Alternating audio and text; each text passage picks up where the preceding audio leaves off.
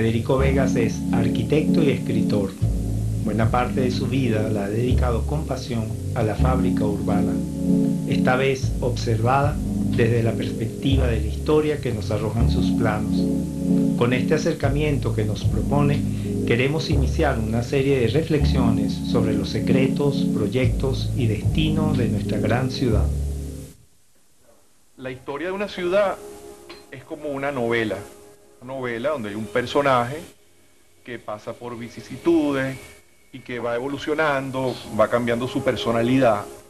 En el caso de Caracas, pasa de ser una niña pobre, casi marginal dentro de la empresa urbanística hispana, a ser una ciudad pretenciosa y grandilocuente en los años 50, y un personaje a la deriva, sin destino seguro, incierta de lo que es la Caracas actual. Una de las maneras de leer esta novela, una de las muchas maneras de leer esta novela, es en sus mapas. Hay otras maneras, hay en los textos que se han escrito sobre ella, en los rostros de sus habitantes, en la pintura, en la música, pero una particularmente muy elocuente es los mapas de Caracas. Gracias a Dios, Irma de Sola recopiló en el cuatricentenario casi todos los mapas que se conocían. Nosotros tendríamos que empezar, sin duda alguna, o sea, tenemos un comienzo muy claro, muy preciso, que es el primer plano que se dibujó de Caracas. Es un plano muy bello, se ha puesto como ejemplo incluso de la herencia romana que tiene esta empresa hispanoamericana, porque hay que decir que este plano no fue un hecho aislado, sino parte de una aventura urbanizadora en toda la América hispana, o sea, desde la Patagonia hasta la California. Y este plano respondía a un cuestionario que Felipe II envió a todas las provincias, les envió una serie de preguntas, eran como unas 23 preguntas: ¿dónde están las minas? ¿Dónde los indígenas? Si son belicosos, si son pacíficos, los puertos, etc. Y que rasguñara, así dice, en un pedacito de papel, una planta de la ciudad. ¿Cómo era la ciudad? Tenemos la planta del origen de Barquisimeto, de una planta de Mérida, pero la de Caracas es justamente la más interesante, por muchas razones. Primero, porque este plano tiene lo que se llama una biproporcionalidad, que es lo que decía antes, que lo asociaba a la aventura romana de dibujar los planos de ciudades, la aventura topográfica de los romanos, que es que ellos superponían el plano de la ciudad con el mapa de la geografía, hacían como dos escalas superpuestas. Aquí se ve clarísimo, tú tienes el plano de la Caracas que se fundó en un mapa, o sea, hay un cambio de escala, una para la ciudad, una para el mapa, un mapa que va desde Golfo Triste, por allá por Tucacas, hasta Unare. O sea, son dos proporciones juntas. ¿Por qué? Porque Juan de Pimentel, pienso yo, en ese momento era el gobernador de la provincia, quería que Caracas fuera la capital. Y entonces estaba como señalando la conveniencia de que Caracas estuviera al centro, pues, de lo que era la provincia de Venezuela, pienso yo. Le encargó un arquitecto, Juan de Henares, e hizo este plano muy bonito, donde provoca en esta historia de la ciudad casi que hacer una labor detectivesca y con una lupa ir observando los pequeños detalles, porque todo cuenta una historia, todo es importante para esta historia. Vean, por ejemplo, aquí en este extremo pone: de esta suerte va todo el pueblo edificándose. Eso te quiere decir que esta era no solamente el dibujo, la descripción de una ciudad, sino una fórmula para que la ciudad creciera. Aquí estaban las leyes de cómo iba a ser este crecimiento. Por supuesto está la palabra plaza, el nombre, la ciudad de Santiago de León, pero si quiere cambiar. La anchura de las calles está señalada, 32 varas creo, etcétera, etcétera.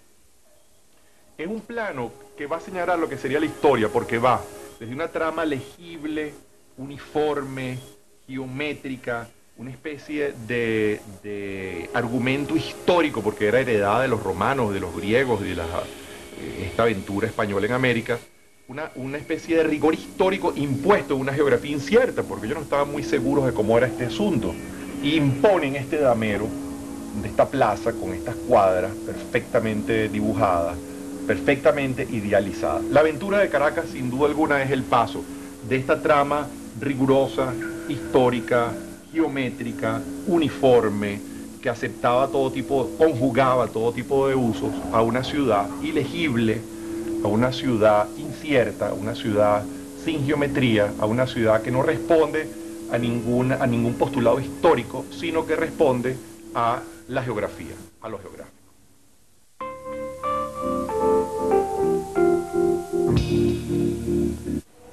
El siguiente mapa que quería mostrarles es de 1775, plena colonia.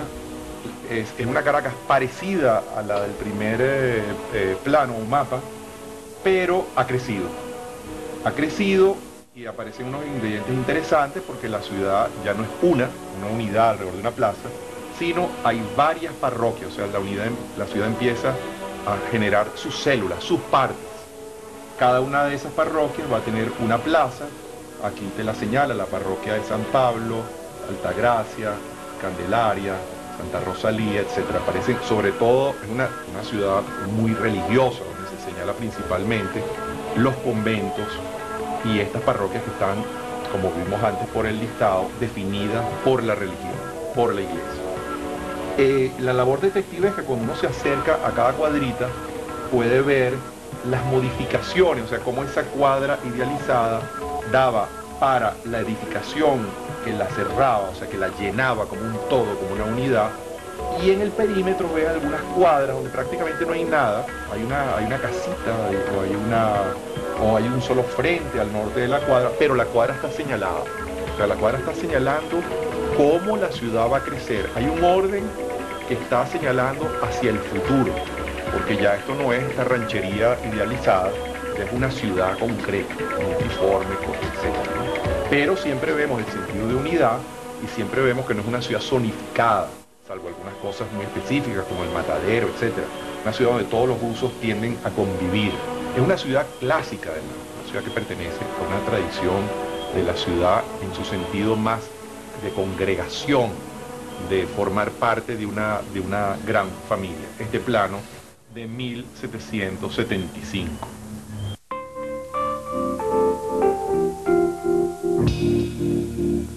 El siguiente plano de Caracas, que creo que es interesante, es de 1843. Es un plano que costó encontrar quien lo había realizado.